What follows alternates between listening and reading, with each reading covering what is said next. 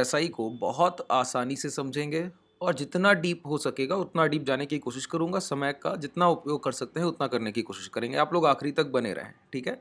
पूरा वीडियो को देखना है। बहुत छोटे छोटे से कॉन्सेप्ट को मैं क्लियर कर दूंगा और बहुत बेसिक से शुरुआत करूंगा और सारी चीज़ें आप समझ कर आगे बढ़ेंगे, ठीक है।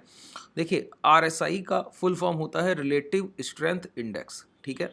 अच्छा, नाम में बहुत कुछ छुपा है, समझिएगा। रिलेटिव स्ट्रेंथ इंडेक्स रिलेट करके स्ट्रेंथ को बताएगा, पावर को बताएगा। तो कोई भी स्टॉक, बहुत ध्यान से इस लाइन को सुनिएगा, बहुत चीज़ें क्लियर हो जाएंगी। कोई भी स्टॉक अपनी इंडेक्स से रिलेटिवली कितना स्ट्रांग है, ये हम आरएसआई से देख सकते हैं कि इंडेक्स। अब इंडेक्स को समझिए कि जैसे कि एचडीएफसी बैंक का स्टॉक हुआ, ठीक है। तो अगर वो स्ट्रांग है, ठीक है, किसके मुकाबले? अपनी इंडेक्स के मुकाबले। मतलब अगर बैंक निफ्टी आउट परफॉर्म करेगा तो हमको वो स्टॉक चाहिए तो जो बैंक निफ्टी के साथ सबसे पहले रैली की शुरुआत करेंगे, ठीक है। हर इंडेक्स के साथ, मेटल सेक्टर से आप उठा रहे हैं कोई स्टॉक, तो मेटल सेक्टर का पहले इंडेक्स देखिए। अगर इंडेक्स स्ट्रांग लगता है तो अंदर जाइए, उसमें जो सबसे स्ट्रांग स्टॉक दिखता है उसको लेकर आना है। ये आरएसआई का बहुत बेसिक यूज है और बहुत अच्छे से काम करता है। मैं आपको समझाता हूं। देखिए, यहां पर हम लोग आरएसआई को पहले प्लॉट कर लेते हैं, ठीक है। ये प्लॉट हो गया। यहाँ पर RSI 14 लिखा हुआ है, बिल्कुल ऐसे ही 14 ही रखिए। ये 14 मिनट पर काम आता है, 14 घंटे या फिर 14 दिन, इस तरह से आप 14 हफ्ते, इस तरह से ये जो भी टाइम फ्रेम आप लगाएंगे उस तरह से उपयोग में आने वाला है। RSI क्या बता रहा है कि अपनी इंडेक्स के रिलेटिवली ये स्टॉक कितना पावरफुल है, ठीक है। इसकी स्ट्रेंथ क्या है? अगर इंडेक्स कमजोर है और स्टॉक बहुत RSI में स्ट्रांग दिख रहा है तो समझ लीजिए इंडेक्स रुकेगा कहीं तो भी स्टॉक चल देगा। इंडेक्स ने अगर सपोर्ट कर दिया तो स्टॉक बहुत तेजी से चल के जाएगा।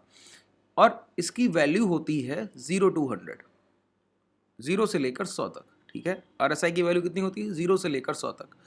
तो कहा जाता है कि अगर 30 के नीचे का, 30 के नीचे आरएसआई आ जाए तो समझ लीजिए डिस्ट्रीब्यूशन बहुत हो गया है, ओवरसोल्ड हो गई है। इतना कमजोर कर दिया भाव कि अब गिरावट और नहीं होगी, ऐसा कहा जाता है। ये क्लियर नहीं है, ये किताबों में लिखी गई थ्योरी है।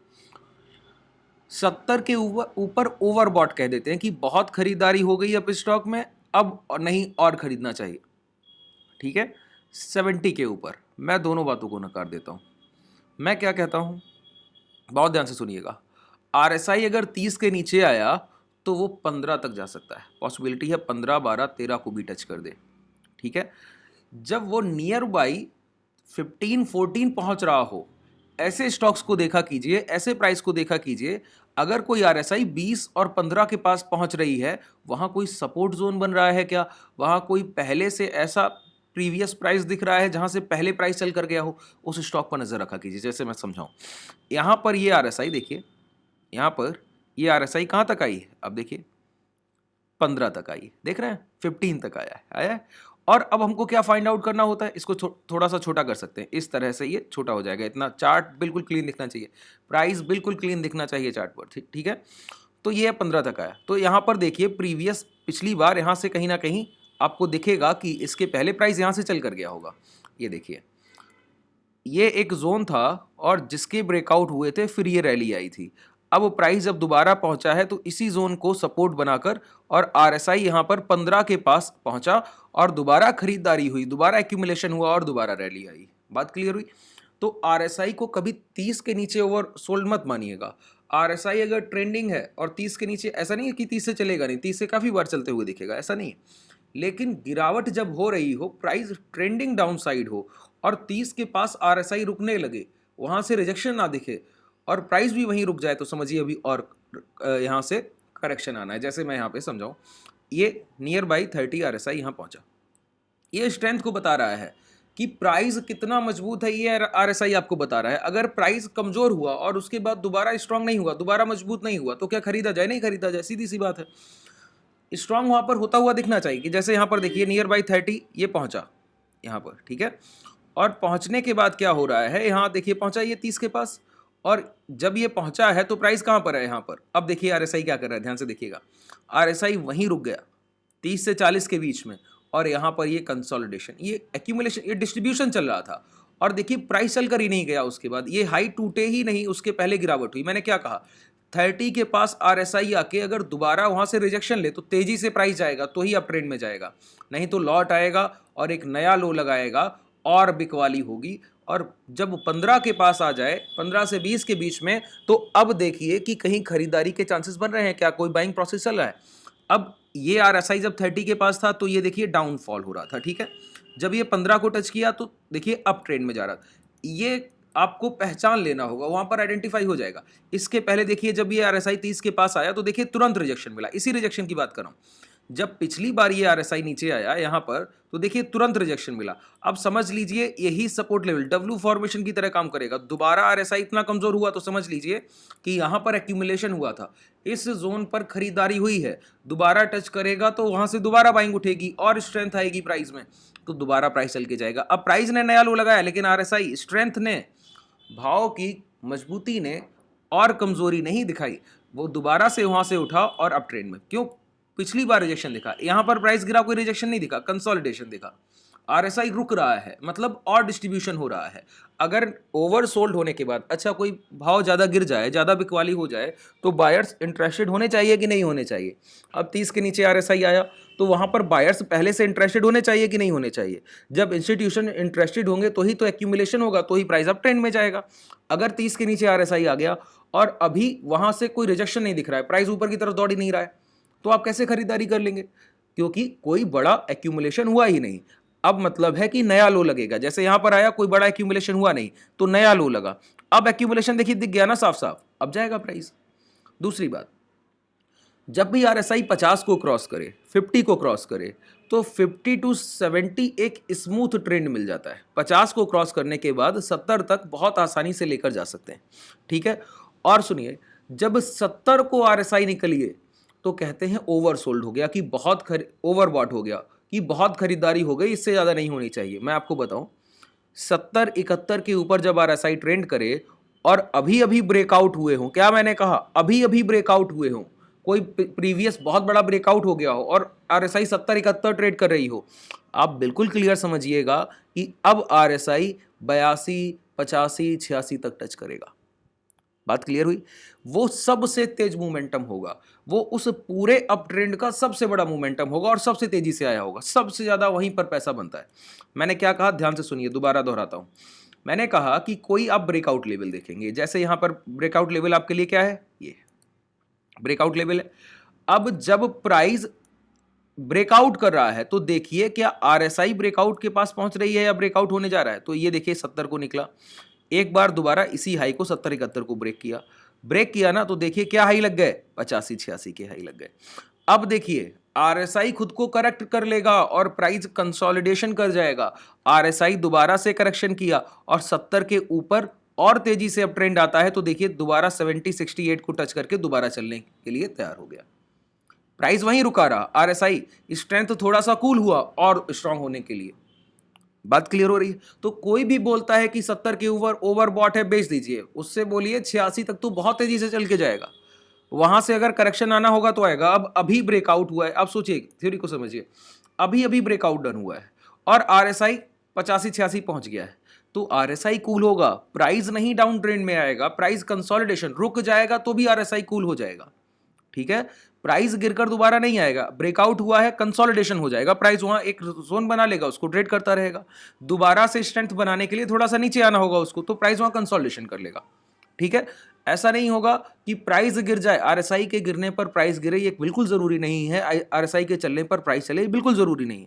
यहां पर ये देखिए आरएसआई 31 से 55 के हाई लगाया, 50 के ऊपर फिर ये एम फॉर्मेशन में गिर गया।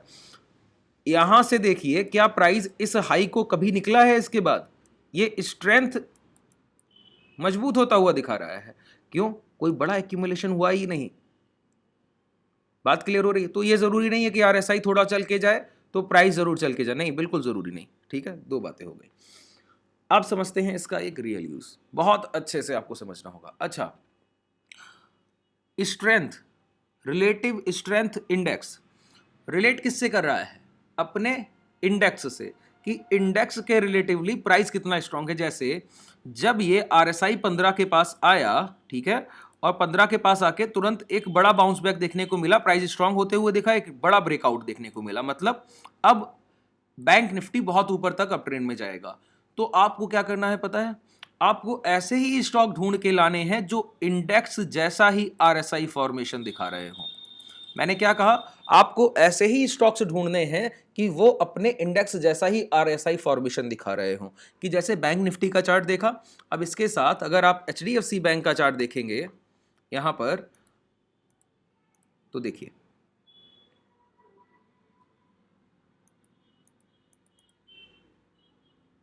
ये बिल्कुल आपको वैसा ही एक्यूरेट डेटा मिलेगा, इसी तरह का फॉर्मेशन। देखिए लार्ज कैप स्टॉक है और सबसे ज्यादा वेटेज रखता है बैंक निफ्टी में, बात क्लियर हुई।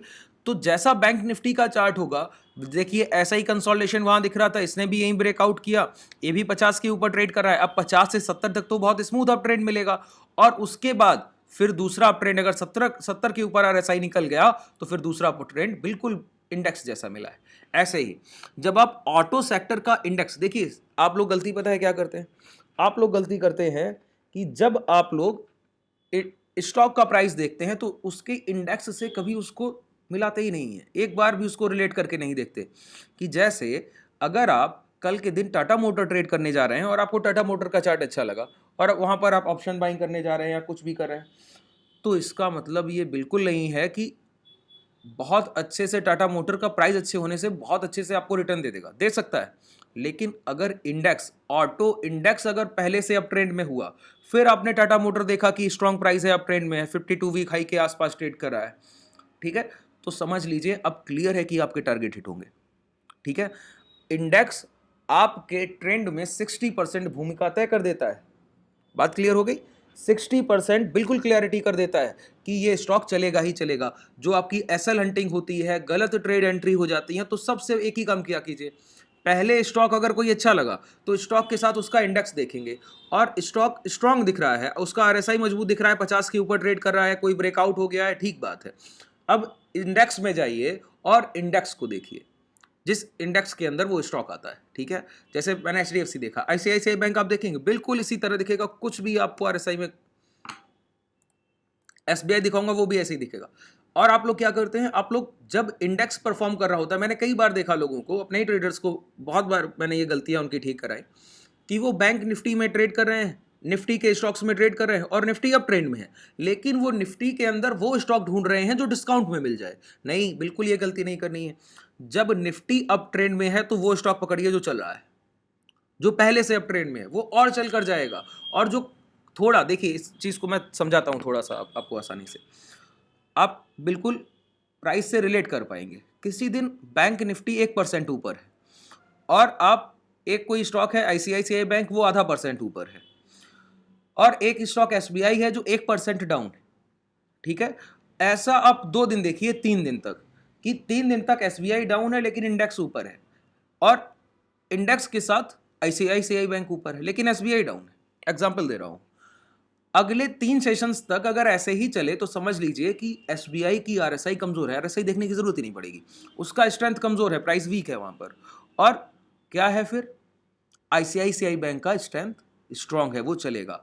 अब होगा क्या पता है, फर्दर अगर बैंक निफ्टी में गिरावट हुई आगे कभी भी, तो एसबीआई और तेजी से गिरेगा। अगर बैंक निफ्टी किसी दिन 1% गिरा तो एसबीआई उस दिन 3 से 4% करेक्शन दे देगा, और आप देखेंगे कि आईसीआईसीआई बैंक अगर पहले से वो स्ट्रांग था तो वो गिरेगा नहीं, कंसोलिडेशन कर जाएगा।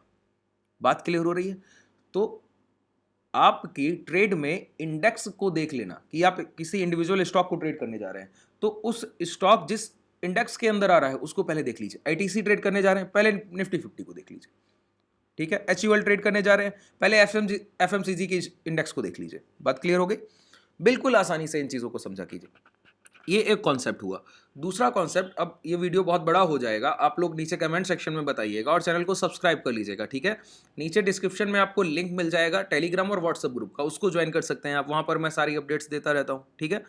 और आप लोग कमेंट कर देंगे तो इसका अगला सेक्शन जो कि बहुत महत्वपूर्ण, मैं उसका वीडियो भी जल्दी लेकर आ जाऊँगा, ठीक है। आप बताइएगा कि चाहिए। इस प्राइस की स्ट्रेंथ के साथ अगर रिटेलर्स के भार को, वेट को भी देख लिया जाए तो आरएसआई बहुत अच्छे से काम करती, ठीक है। वो सबसे बेस्ट सेटअप है, क्लासेस में मैं खूब पढ़ाता हूँ।